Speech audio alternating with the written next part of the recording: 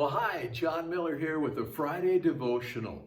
And I want to share with you something that the Apostle Peter said that I find intensely interesting, fascinating actually, that he wrote in 1 Peter 1, verse 8. 1 Peter was written in about 63 AD. And so let's say 30 years or so have passed since Jesus was crucified, resurrected, and ascended into heaven. It's been at least, let's say, 30 years since then. And so people have become Christians since then throughout the Roman Empire.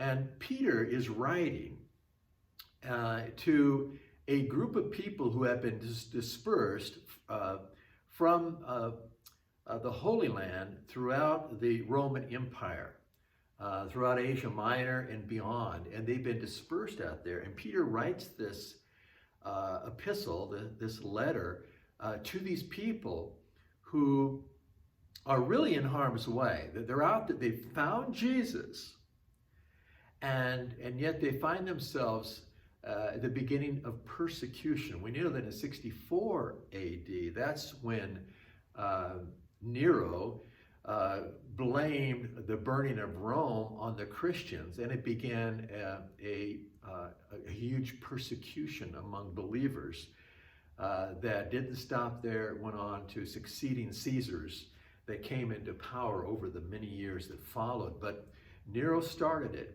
And so Peter writes 1 Peter in the theme. A lot of that theme has to do with persecution. So anyway, you've got these a large number of brand new believers out there who are living with that tension of the potential of suffering. And he says this in the 8th verse of chapter 1. He says, though you have not seen him. In other words, you haven't seen Jesus. Though you haven't seen him, you love him. And though you do not see him now, obviously it's 30 some odd years later, you believe in him. Now think about that. Peter obviously walked with Jesus. He knew Jesus very well, saw him after the resurrection, saw him ascend into heaven. But believers since then have not seen him. We haven't seen Jesus.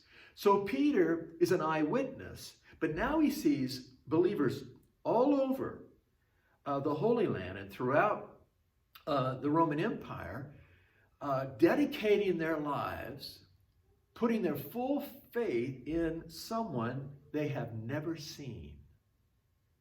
They just believe the words of Peter and Paul and others of that day. And so he says, you haven't seen him, but you love him. And though you don't even see him now, you believe, you placed your whole faith in him.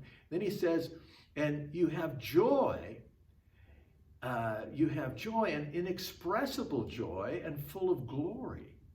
So I find that so interesting that the many believers that followed in Peter's epistle and beyond, who had never met Jesus, never saw him face to face, but placed their full faith in him. And that's you and me today.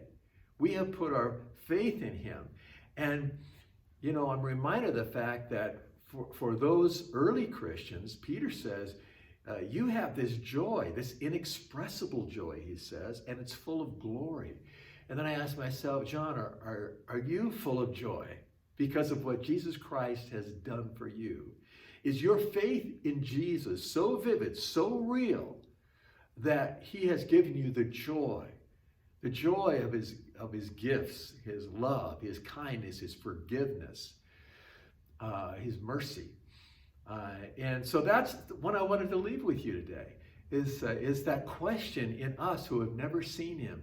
Certainly fascinating for Peter to have seen those who came to faith in Jesus later on and then throughout history. So an interesting thing for us to think about today as we contemplate having faith in the Lord Jesus Christ. Though we have not seen him, we love him.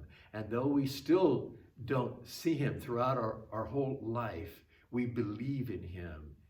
And I trust that the result of that in our life, emotionally, is incredible appreciation, incredible joy that comes out of that. So there you go. That's the Friday devotional. Hope you enjoyed it. Bye-bye.